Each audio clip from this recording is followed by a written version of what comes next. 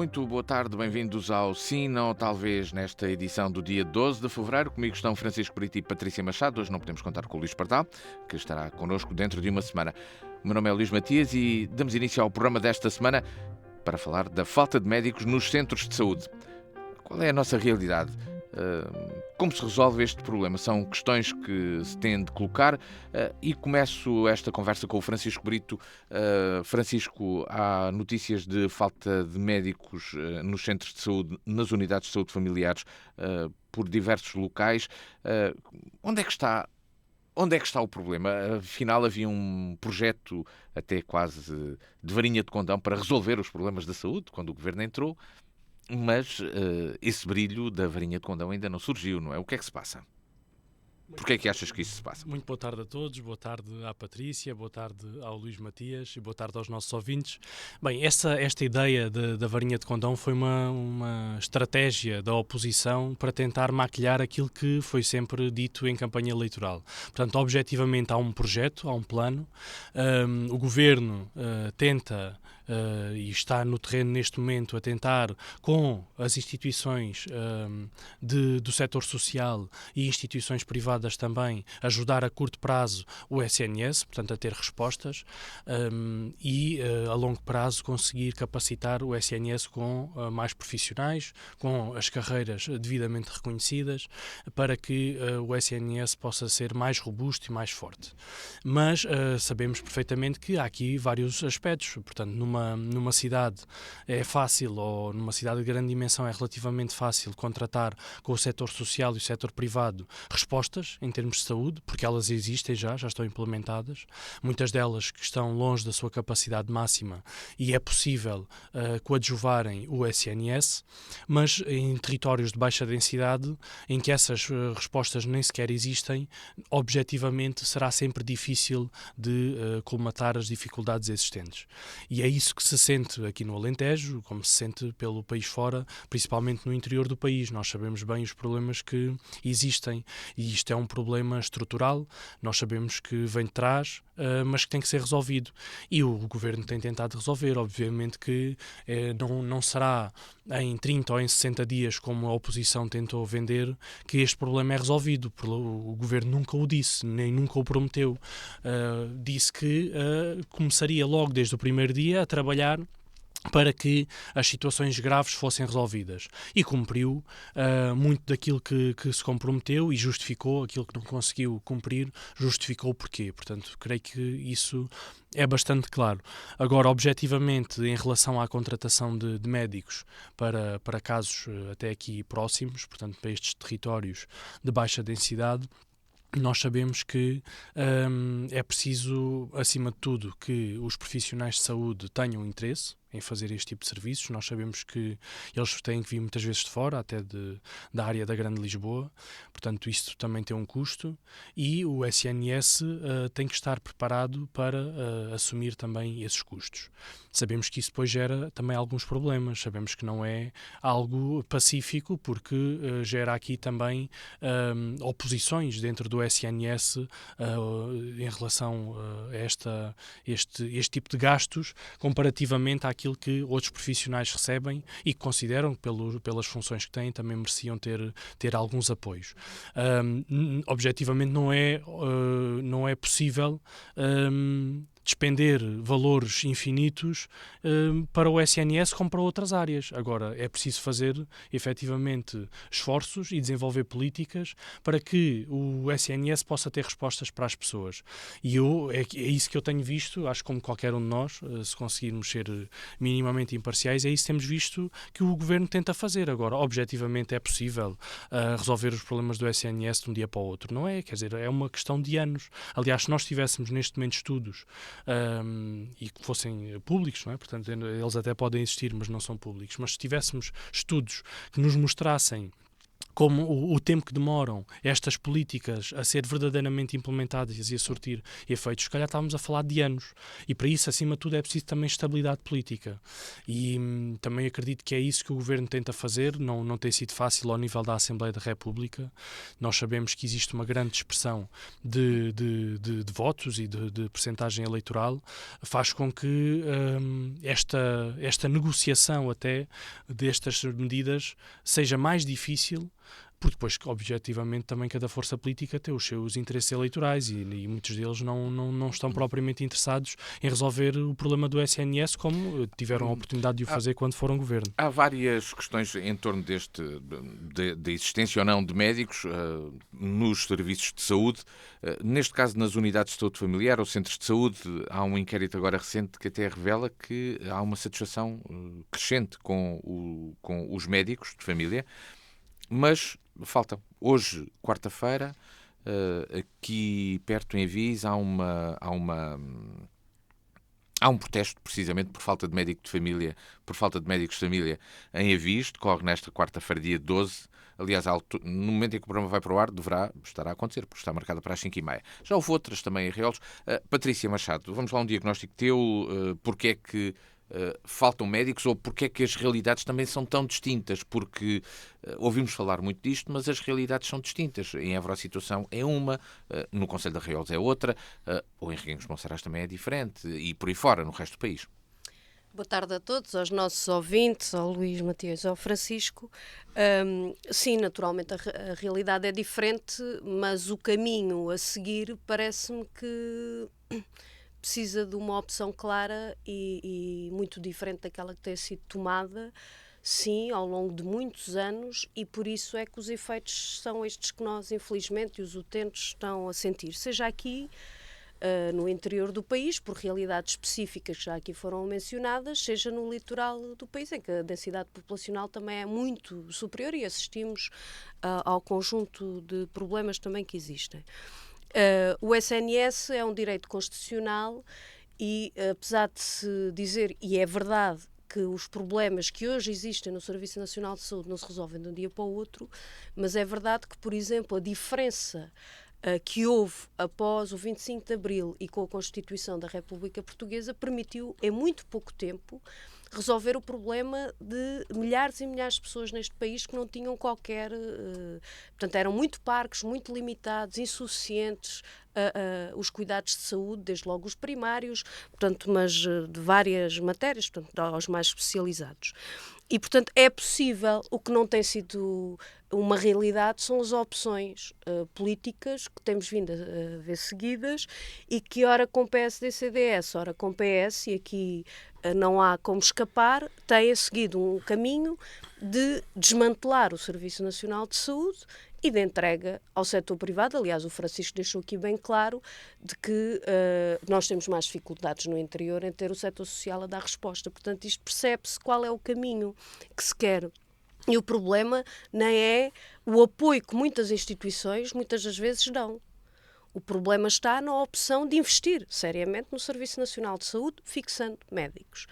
A luta das populações, hoje em Avis, dia 31 que houve em Arraiolos, também junto ao Centro de Saúde, portanto, mostra bem a necessidade que há real e que leva naturalmente as pessoas a exigir aquilo a que têm direito.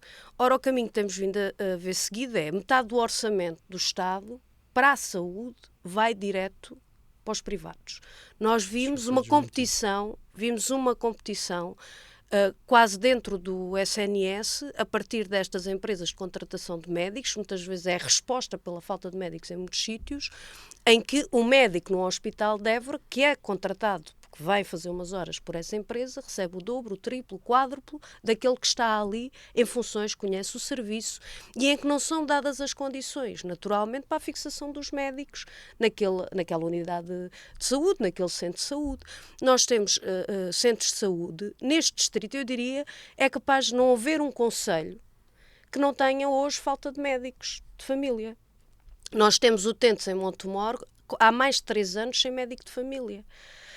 Nós temos em Arraiolos, na USF Matriz, que aquela população teria direito a 5 médicos, 5 médicos, é aquilo que deveria. E têm 2 a tempo inteiro, sendo que nas últimas semanas só estava um, porque o outro, e legitimamente, estava com licença de maternidade. Nós temos Mourão, que teve muito tempo sem médicos, aliás, continua sem médicos se não fosse essa prestação de serviços. Nós temos uma realidade no distrito, de facto, em que são milhares de utentes sem médico de família. Nós temos o caso de Mora. Tanto em que sabemos também as dificuldades. E estamos a falar de um território, naturalmente, é esta realidade que nos leva a comentar, em que não há transportes públicos suficientes para dar resposta, em que, do ponto de vista de deslocação, portanto, estes utentes, por exemplo, da Arraiol, estão a ser encaminhados naquelas semanas que só tiveram um médico, portanto, para Montemor ou para Estremoz. Portanto, e dizer que não há caminho, há. Porque isto só se resolve, e o governo também o sabe, não o quer é fazer. Isto só se resolve, não é beneficiando mais os setores privados, drenando milhões e milhões para o negócio da doença. Isto só se resolve fixando os médicos, porque eles existem no Serviço Nacional de Saúde. Como é que isto se faz? Fazendo aquilo que não querem fazer e temem não fazer, valorizando as suas carreiras. Quem diz médicos, diz enfermeiros, diz outros profissionais. E, portanto, esta questão da dedicação exclusiva em regime opcional, naturalmente, mas que majora em 50%, por exemplo, a remuneração base, em que se possa levar a ter pontos, naturalmente, para a sua progressão na carreira, em que se valorize a investigação no Serviço Nacional de Saúde, que era um dos elementos que promovia a fixação dos médicos no Serviço Nacional de Saúde e não os levava para outros setores. Portanto, isto foi abandonado. Abandonado, inclusive, nas negociações. Portanto, não querem. Esta proposta, com este termino, esta proposta do Governo, que foi assinada lá por um dos sindicatos, pelo CIM, em que prevê, em 10 anos, aumentar uma coisa completamente residual, 10% no salário de um médico, até 2000, portanto, em 10 anos. Mas é isto que fixa os médicos hoje no Serviço Nacional de Saúde, portanto, nós também, de percepção, entendemos que os médicos têm um poder tremendo até nesta relação com o Estado e, portanto, a situação que existe também, presumo eu, pergunto, se não é responsabilidade também das suas próprias estratégias enquanto profissionais, e que se o estão a levar para o caminho correto ou não, para a sua própria satisfação. Mas as câmaras têm sido tão chamadas, eu queria perguntar à Patrícia, mas entretanto o tempo passa e passo isto para o Francisco. Temos o exemplo de Reguengos de Monsaraz, que paga para a fixação de médicos. As câmaras devem ser chamadas a essa responsabilidade. Isto é justo, ter de ser uma Câmara Municipal a ter de pagar para ter um médico de família que é do Ministério da Saúde, ou não? As câmaras já têm mais responsabilidades, naturalmente, não é? Têm a gestão dos centros de saúde, dos edifícios, não é? Portanto, queria exatamente chegar a esses dois pontos. Pode ser uma decisão política. Sim. Queria chegar exatamente a esses dois pontos e falar também do caso de Mourão. Mourão também é um exemplo disso. Portanto, as câmaras municipais têm nos seus princípios a defesa dos interesses da sua população. Portanto, é o principal princípio passando aqui a redundância, em relação àquilo que deve ser uma autarquia local, principalmente as câmaras municipais, que é naturalmente quem tem mais poder também económico e em termos de técnicos e de recursos humanos. Reguengos e Mourão optaram por assumir aqui uma estratégia de apoio à fixação de médicos. Portanto, os seus territórios tinham falta de médicos, têm problemas, não quer dizer que não continuam também a ter ainda alguns problemas, mas também não pode ser o município a resolver tudo, obviamente, mas chegaram-se à frente e arranjaram esta estratégia para conseguir resolver o problema que estava evidente e que a população sentia. Portanto, a situação ficou minimamente mitigada, a população fica servida, a Câmara Municipal não fica desfalcada também em relação àquilo que são outras competências, portanto consegue haver aqui uma gestão eficiente dos recursos para que este tipo de estratégias possa ser desenvolvido. Depois outros casos, como por exemplo Arraiolos e Mora se calhar também, mas o caso da Viz era esse que eu queria referir. Vemos uma estratégia diferente. Portanto, vemos municípios que são apenas reivindicativos. Portanto, o problema é do Estado, o Estado que o resolva. Também é fácil perceber porquê, não é? Portanto, são autarquias do Partido Comunista, portanto é o modus operandi normal do Partido Comunista. O problema não é para nós resolvermos, a população que nós devíamos defender que fique com os assuntos resolvidos pelo Governo quando o Governo conseguir resolvê-los. Não me parece também seja o correto. E nós também podemos ver ainda outro caso, não no caso concreto de médicos, porque a realidade é diferente, mas no caso precisamente da manutenção de edifícios. Portanto, uma situação que até já referi aqui no programa. No caso de Évora, portanto, a Unidade de Saúde Familiar Éborai, que neste momento tem uma parte da gestão do espaço entregue ao município de Évora, tem um problema gravíssimo em relação ao elevador, portanto, estamos a falar de uma unidade de saúde familiar que está no segundo andar e precisa naturalmente ter um acesso para as pessoas com mobilidade reduzida, para idosos, para pessoas que transportem crianças em carrinho de bebê. Portanto, é absolutamente necessário e tem o elevador, sempre funcionou bem, enfim, com as manutenções normais. A partir do momento em que a gestão passa para o município de Évora, a situação de facto torna-se insustentável, portanto o elevador não funciona, a Câmara de Évora não consegue arranjar forma de arranjar o elevador, o que parece inexplicável, portanto como se não houvesse possibilidade técnica de resolver esta questão, e até o próprio município, o Presidente da Câmara tem competências próprias, mesmo se fosse uma questão de contratação pública, o próprio Presidente da Câmara tem poderes próprios para conseguir ultrapassar estas questões em matéria de urgência, que é o caso concreto. E efetivamente isso não acontece.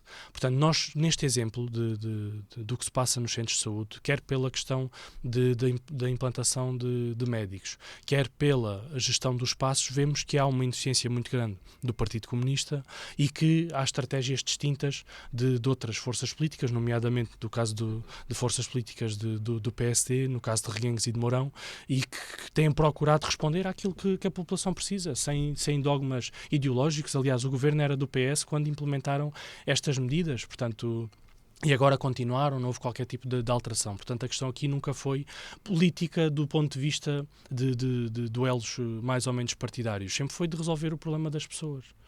E a verdade é que as pessoas também reconhecem isso. Patrícia Machado, as autarquias devem ser chamadas a contribuir para resolver este problema ou não? Como o Francisco aqui deu mais exemplos, deu o exemplo de Reguengos de Monsaraz, o certo é que Reguengos tem lá os médicos, tem lá 6 médicos e nos outros municípios os médicos não estão lá. Mas as câmaras devem ser chamadas a isso ou não? As câmaras, no meu entender, podem e devem pôr-se ao lado das populações naquilo que é, como aqui se disse bem, os seus interesses. E a necessidade de terem direito aos cuidados de saúde primários, neste caso do que estamos a falar, é um deles. Agora, isto não pode ser a lógica do que anda a mais. Isso, desde logo, estamos a pôr em causa um direito universal. Não pode haver 308 políticas de saúde ao serviço daquilo que seja as gestões dos orçamentos municipais, pondo em causa, desde logo, as suas competências originais, porque esta questão da transferência de competências, eu na altura coloquei aqui diversas vezes, e eu acho que estes momentos servem para se recordar, isto foi uma estratégia naturalmente para sacudir as responsabilidades do Estado Central, que é ele que deve competir. Isto não é a lógica do Estado que resolva, o Estado é que tem que resolver, do ponto de vista da lógica universal. Uma pessoa, esteja ele em Reguengos, esteja ele em Freixo de Espada à Sintra, esteja ele em Lisboa, tem direito aos cuidados de saúde primários. Portanto, não pode ser, considerar-se que agora é a Câmara que, por ter mais ou menos capacidade financeira, por ter aquela opção de dizer eu dou-te mais X em cima do salário, que é do Ministério da Saúde, e dou-te carro, e dou-te habitação, e dou-te... Não, nem os médicos têm que estar sujeitos a isto. Andar à procura quem dá mais. Mas isto é o quê? Não é? Portanto, quer do ponto de vista da educação, quer do ponto de vista da saúde, da habitação e de outras áreas, não pode ser as autarquias, porque nem têm essa capacidade. Reguengos não era de um dos concelhos, não é um dos concelhos, Mourão sim, mas Reguengos não era o concelho onde havia mais falta de médicos. Portanto, não são esses 8 médicos que estavas a falar, ou 6, que estão nessa situação de apoio por parte da autarquia. Havia ali uma necessidade, se não estou em erro, de um médico, não é?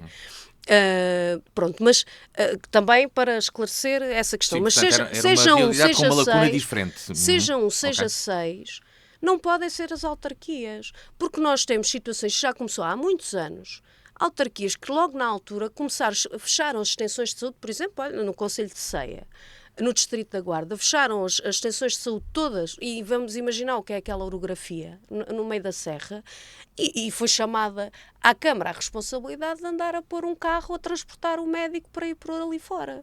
Portanto, naturalmente, depois as populações querem ver o seu problema resolvido. Quem o resolve?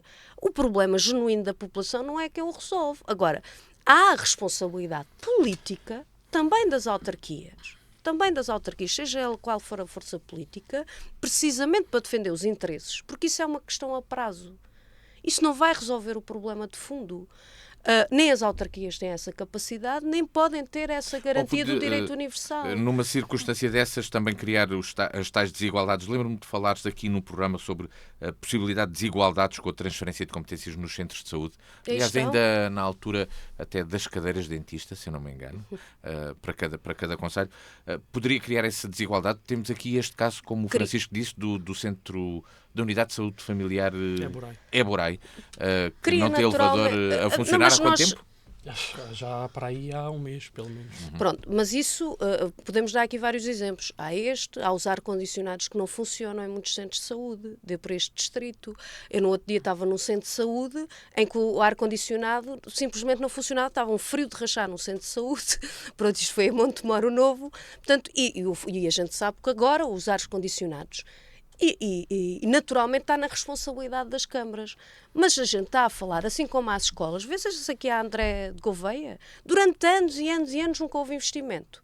Passa-se a competência para as autarquias e exige que a coisa seja resolvida. O mesmo relativamente às questões o mesmo em relação às questões dos edifícios, dos equipamentos, e que obviamente o caminho, se for deixado, o caminho será para outra via. Já está as autarquias a tomar a iniciativa, eu diria, a tomar a iniciativa para o retrocesso do acesso ao direito, que é meterem-se na questão da contratação dos médicos. Ia perguntar isso ao Francisco, precisamente. E isto mais à frente isto agora parece ser uma medida excepcional. Luís, desculpa lá, é só para rematar, porque isto, quando eu digo que é a prazo, é porque como as autarquias não vão conseguir aguentar isto, estaremos cá para ver.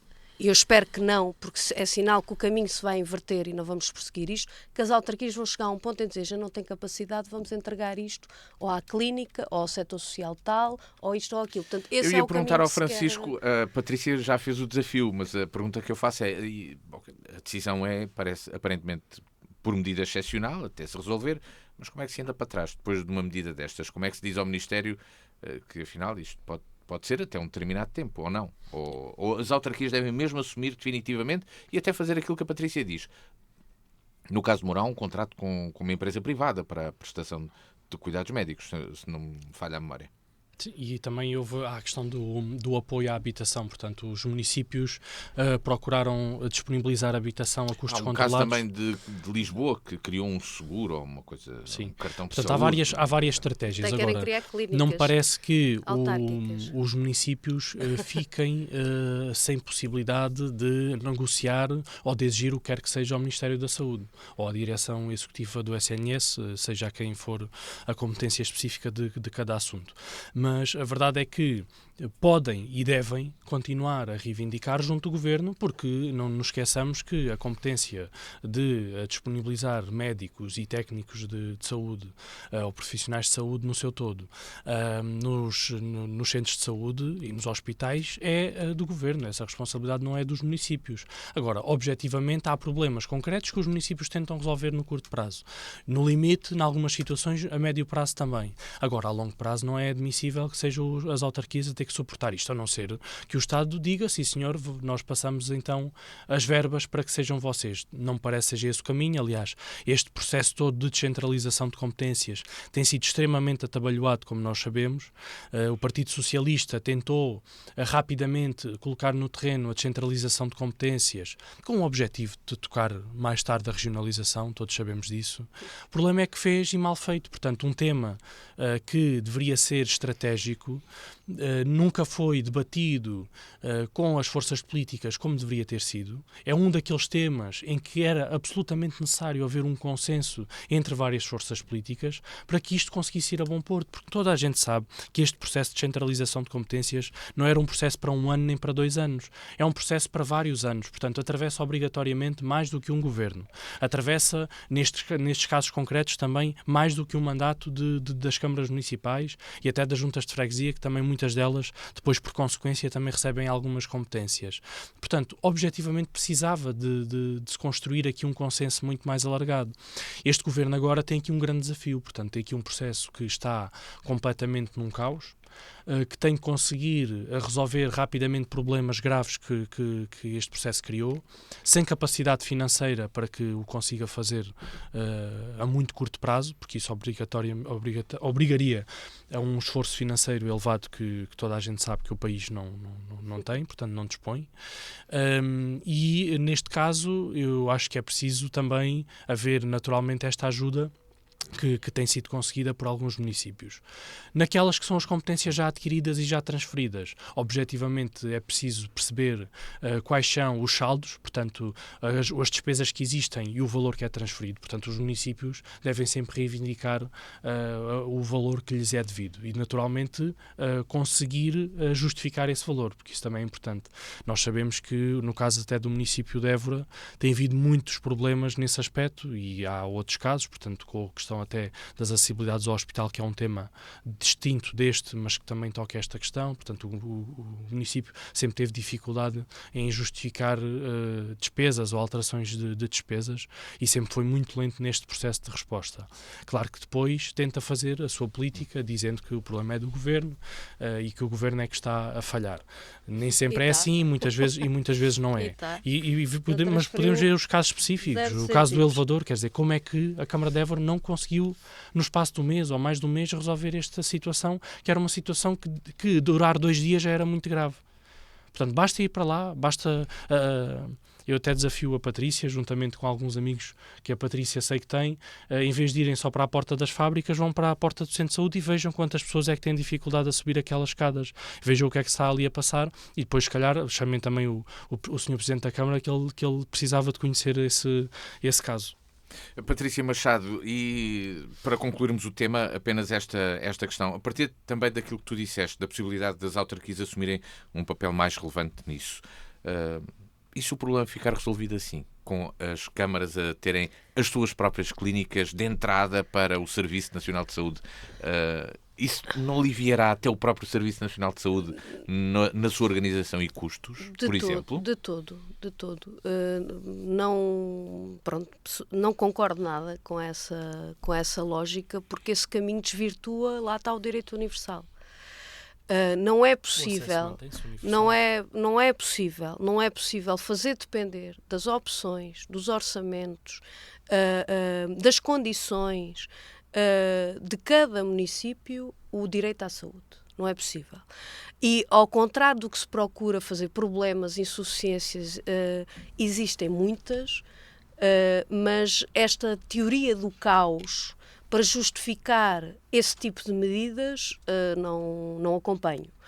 Porque, naturalmente, o que é necessário, porque continua a ser o Serviço Nacional de Saúde, como se viu até há bem pouco tempo, infelizmente pela experiência da Covid, a resolver, a dar resposta e com a melhor capacitação.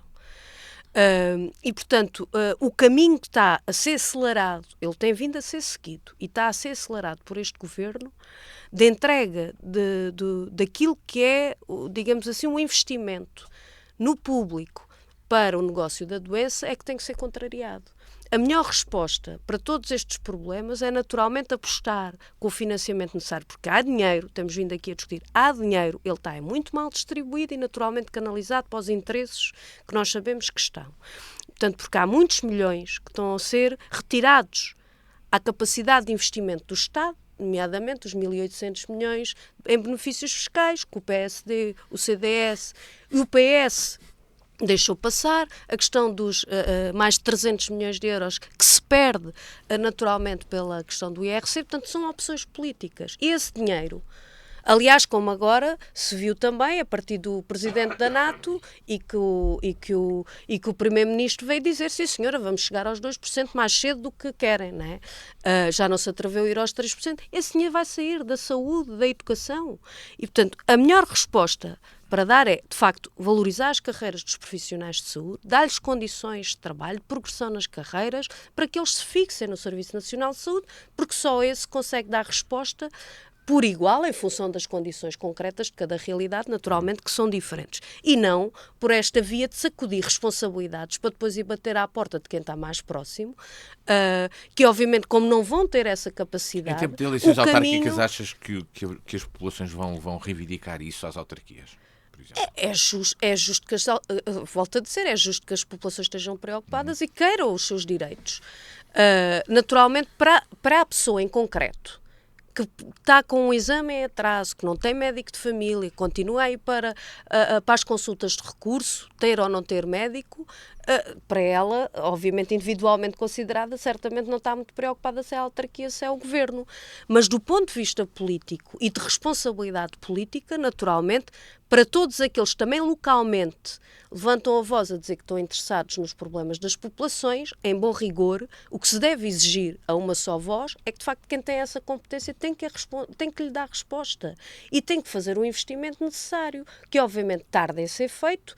E a opção e o caminho a ser seguido, naturalmente, é este, porque não quer que seja outro. Porque o que se quer é, naturalmente, desmantelar o Serviço Nacional de Saúde, ficar um Serviço Nacional de Saúde, ao exemplo como há noutros países, Estados Unidos, mas outros, que é para os pobrezinhos, para os indigentes, para aqueles que não têm mesmo outras, e depois o caminho dos seguros de saúde, tanto das empresas privadas, que depois sabemos que quem tem direito à saúde, quem não tem direito à saúde. Da falta de médicos nos centros de saúde, passamos para o segundo tema do programa de hoje, que nos é trazido pelo Francisco Brito. O Francisco pergunta como está o plano de gestão para o Cromlech dos Almendres, mas tem mais questões. Vamos começar lá por essa. O que é que preocupa, Francisco, com o Cromlech dos Almendres? As coisas não estão a andar como se previa? Houve uma obra realizada?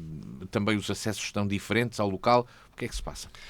Para que os nossos ouvintes também entendam a situação, eu recapitulo um pouco deste tema. Portanto, o Cromlech dos Almendres é um monumento megalítico de elevada importância.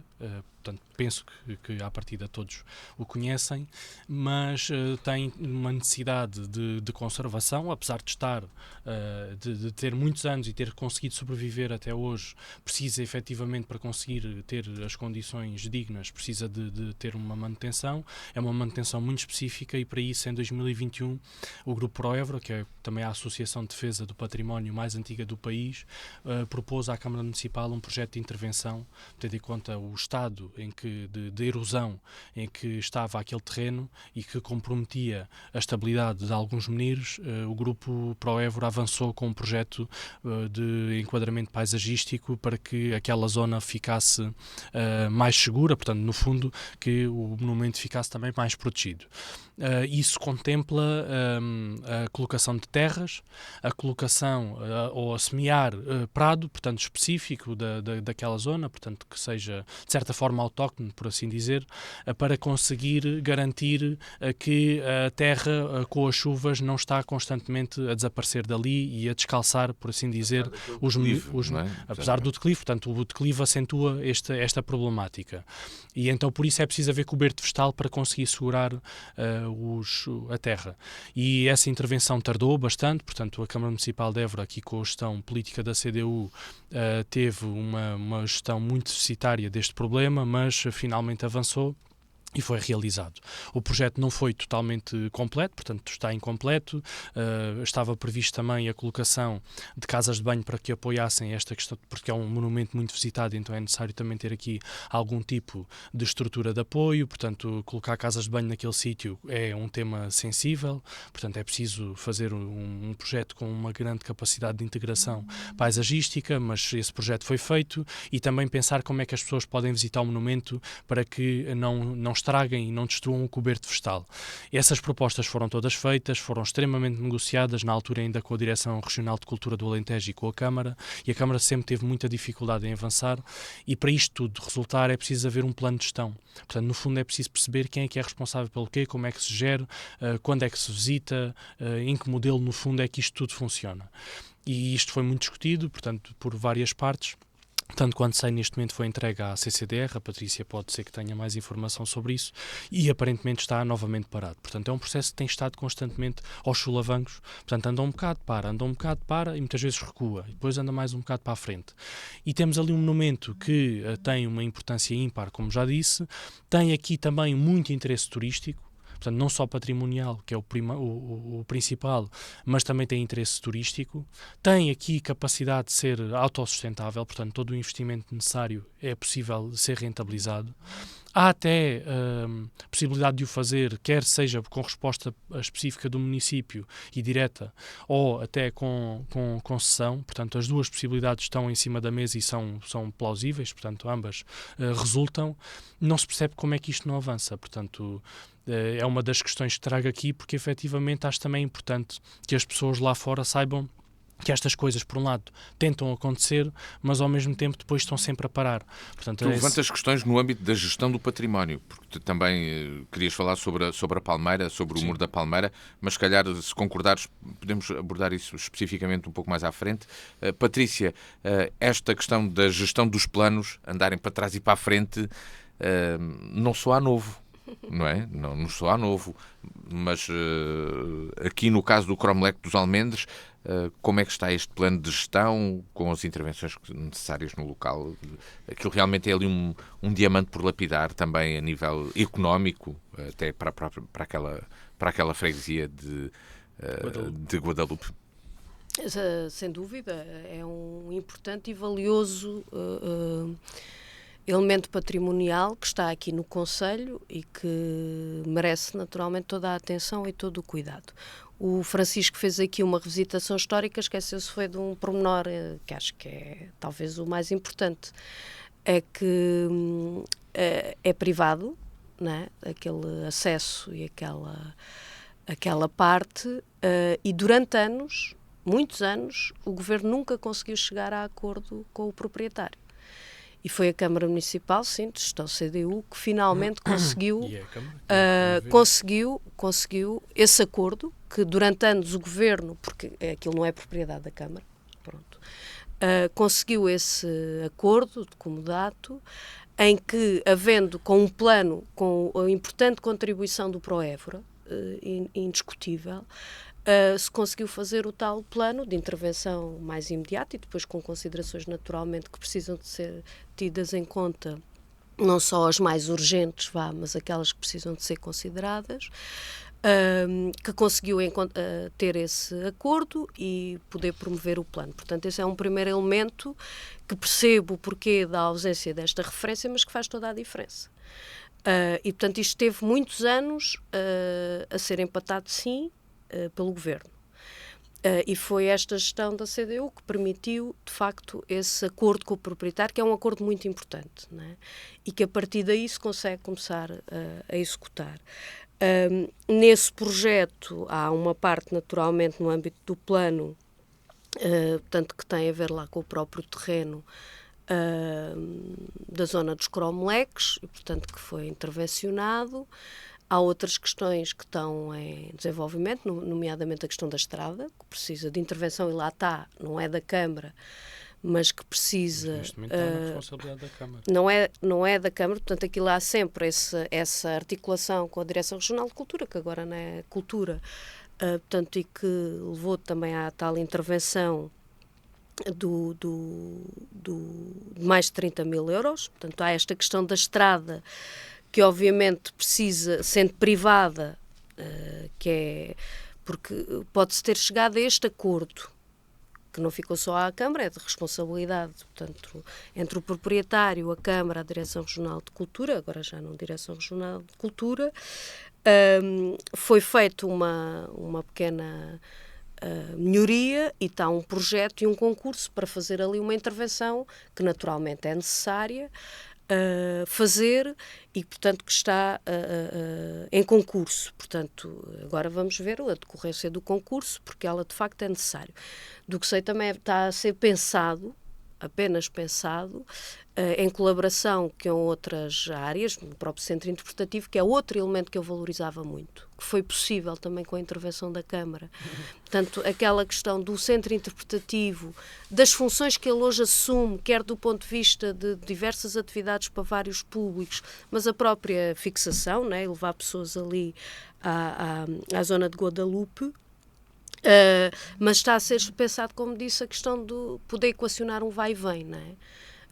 Que permita também este cuidado, que é uma das questões que o plano chama a atenção, portanto, que é o acesso direto e a proximidade. Aliás, essas pequenas reparações para além do pavimento, a questão de alguma sinalização, a questão de alguma delimitação do próprio monumento, porque ele é necessário, todos nós já andámos lá pelo meio, não é? Mas de facto é necessário e os entendidos, portanto, é que estão em melhores condições de dizer. Portanto, há aqui um esforço, de facto, de desenvolvimento, de preservação, e com isto termino, que infelizmente os sucessivos governos, mas este também, e a maioria na Assembleia da República, gostam muito de falar em determinados momentos, mas a gente vê como é que está o património no nosso país e no nosso território.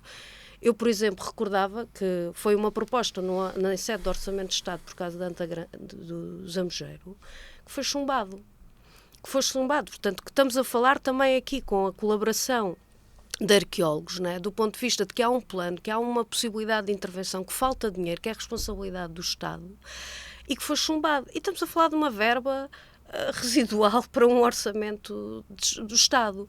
E que também há uma tentativa de acordo entre a Câmara Municipal, portanto, a Direção Regional de Cultura, e que foi chumbado pelo Governo. Portanto, já nem estou a falar só da proposta do PCP, mas das negociações que estão a ser feitas. E, portanto, eu acompanho muito esta necessidade de preservação do património. Depois, as ações concretas, era importante também saber distingui-las. Esse é um dos pontos, e todos conhecemos o cromo atualmente, e a questão, todos, vamos ver, de uma forma genérica, vamos dizer assim, e o trabalho que lá tem sido feito para melhorar o acesso e também a possibilidade de visita do espaço sem o degradar. Mas quando passamos na Rua da Palmeira o cenário é desolador. Francisco, aquele muro foi demolido, foi uma intervenção que foi feita pela Câmara Municipal, e lembro que o próprio Presidente da Câmara disse aqui na Rádio Viana que se era uma questão de segurança que tinha de ser feita, era feita, e assim foi feito. Ele caiu de forma controlada, mas por lá estão ainda os destroços, o entulho, vamos chamar-lhe assim, se me permitem o termo. Yeah. Porque é que ainda assim está, Francisco? Este tema, como também se devem recordar, foi porque é uma questão, mas porque é que aquilo ali está? Sim. E porque é que está, pronto, está ali cercado com umas fitas de plástico. Sim. Portanto,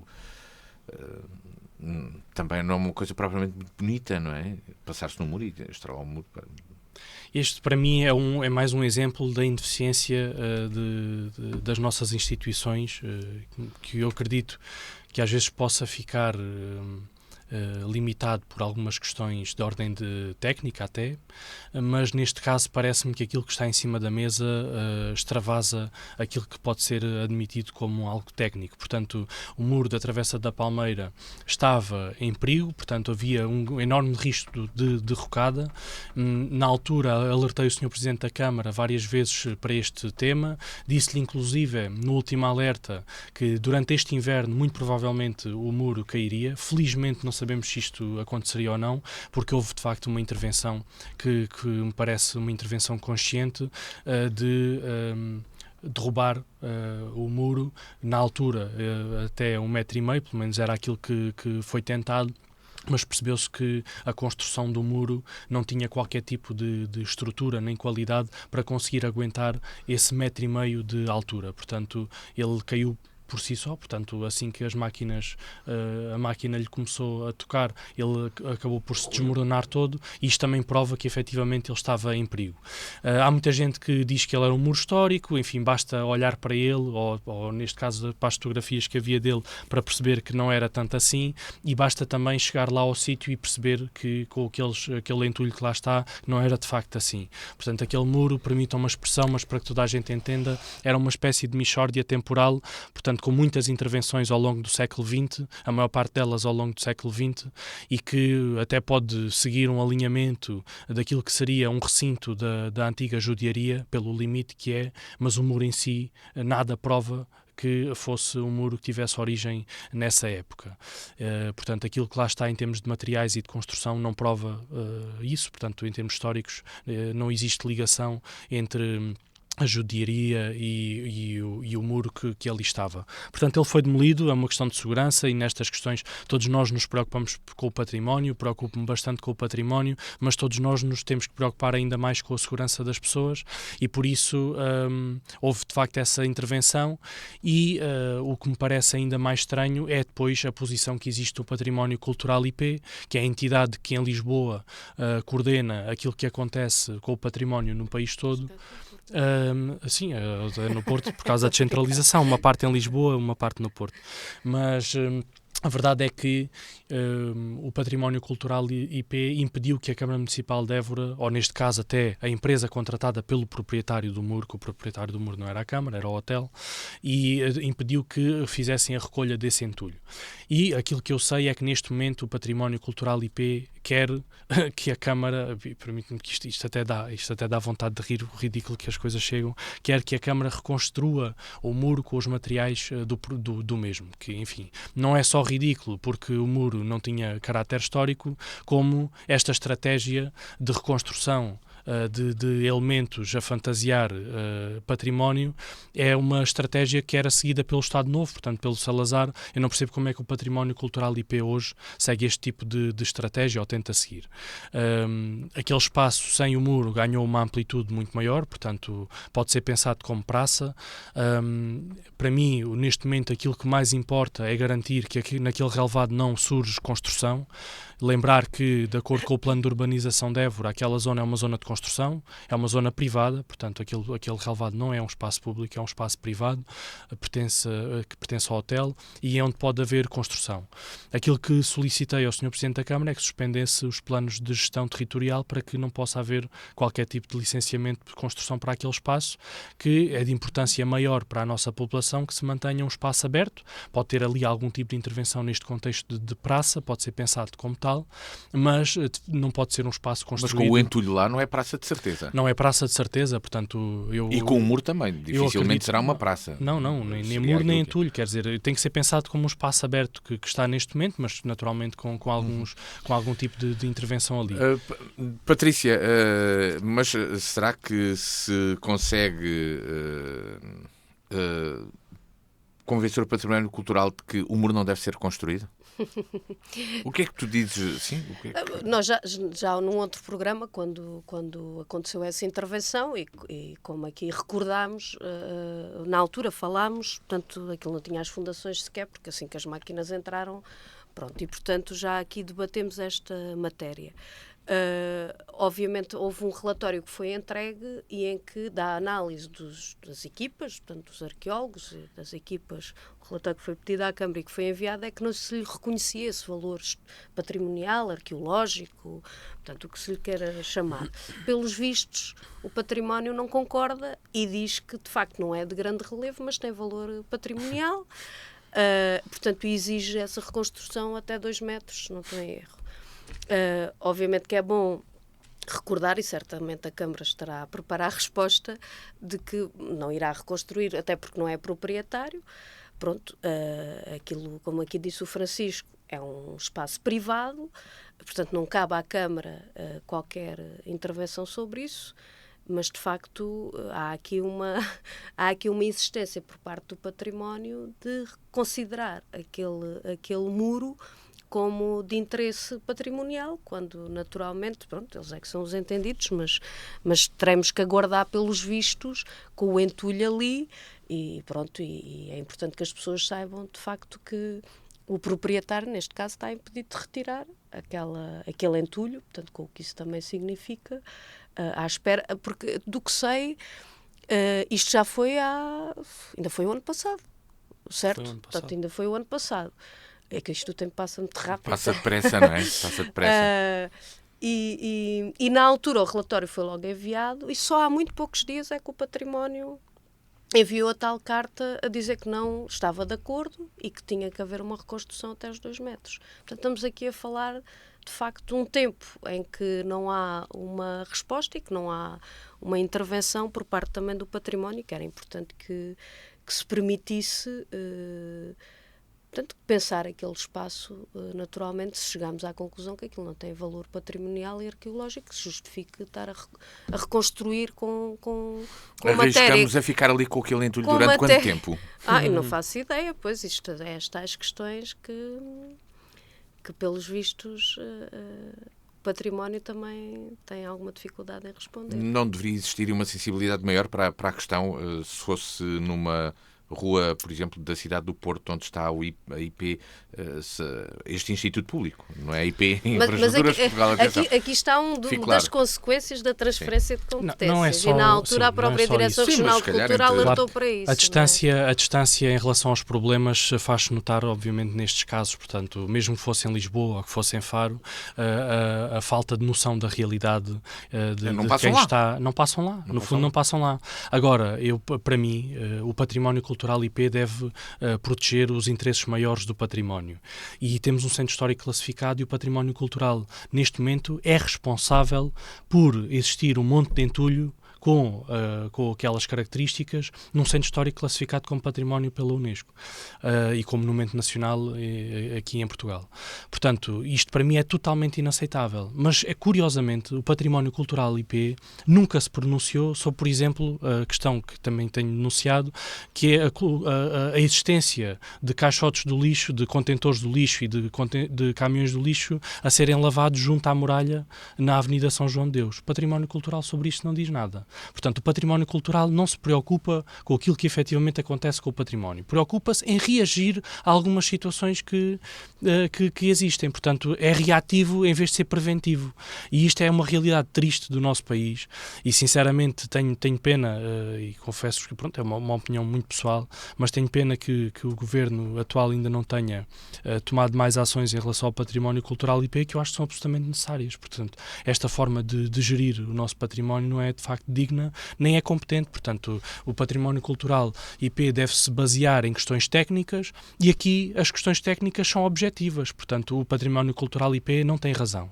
Agora fazemos o quê? Isto vai para tribunal, são 20 anos com aquele entulho ali, até que alguém tenha coragem de o tirar de lá, independentemente das consequências. Será que isso vai acontecer, Patrícia? Isto vai acabar em tribunal, até com a intervenção do próprio proprietário, que pode até vir a dizer que ficou lesado no seu negócio por ter ali, apesar daquilo ser um terreno seu, tem ali um monte de entulho que, propriamente à frente do hotel, não é uma coisa simpática. Vamos ver o que cliente, é que dá, mas obviamente tem que haver aqui uma intervenção... Tem que haver aqui uma intervenção de várias partes, não é? Eu acho que, relativamente à Câmara já se pronunciou, o proprietário já se pronunciou, falta ao Governo também pronunciar-se e, portanto... estou de acordo com esta questão. Isto não pode agora arrastar-se eternamente ali com aqueles... ou então se querem analisar aquilo mais a fundo, tirem aquilo para o ar, mas é alguma coisa que eles decidam lá dos equipamentos deles, porque de facto não faz sentido nenhum estar agora ao fim de meses e não sabemos quanto mais tempo com aquela situação ali. Portanto, é preciso também uma intervenção. Se a Câmara já se pronunciou, o proprietário também. Há um diferente, pelos vistos, de análise técnica, portanto, entre os arqueólogos e os técnicos municipais e o do património cultural IP. Portanto, é preciso que esta questão se resolva. Do património vamos concluir o programa com o sim, não, talvez. Começo com o Francisco. O que é que trazes? Um sim, um não ou talvez no programa de hoje? Eu hoje trago um não Na última reunião de Câmara Municipal de Évora foi apresentado a revisão do Plano de Urbanização de Évora, que é um processo que está a decorrer há muito tempo, há vários anos até, e infelizmente esta reunião não teve transmissão pública, portanto os évorenses não podem conhecer aquilo que foi apresentado, e eu acho que isto é de facto de lamentar. Portanto, como é que um instrumento tão importante para a cidade, que é apresentado numa reunião pública, não pode ser do conhecimento público porque a Câmara não conseguiu agilizar a transmissão desta reunião. Espero que possa rapidamente corrigir esta situação com uma apresentação específica aberta à população deste instrumento. Patrícia Machado, um sim, não ou um talvez? É um talvez, porque parte de um sim a partir da iniciativa do eleito da CDU na União de Freguesias de São Manso e São Vicente do Pijeiro, que portanto, solicitou uma reunião extraordinária para voltar a discutir a questão da reposição das freguesias, das duas freguesias, porque há essa possibilidade a partir do regime geral. Portanto, e por essa iniciativa fez a reunião e, portanto, foi aprovado. Agora está nos prazos de pronunciamento da Junta de Freguesia, há de vir à Assembleia Municipal e, portanto, a parte do talvez portanto, esperar que seja um sim até ao fim, porque é justo, portanto, aquele direito que só não foi alcançado, juntamente com as outras, porque o PS, o PSD e o CDS não quiseram na Assembleia da República por causa de uma questão de prazo e não do processo em si, que estava todo bem organizado. Bem, e é assim que chegamos ao final deste sim, não, talvez, de 12 de fevereiro. Comigo estiveram o Francisco Brito e a Patrícia Machado. Na próxima semana já aqui contaremos também com o Luís Pardal. O meu nome é Luís Matias e já sabe que o sim, não, talvez está no ar todas as quartas-feiras, às 18 horas, domingo às 10 da manhã, quando quiser em dianafm.com e no canal do YouTube da Diana, onde pode subscrever para receber notificações sempre que surgir um novo programa. Boa tarde.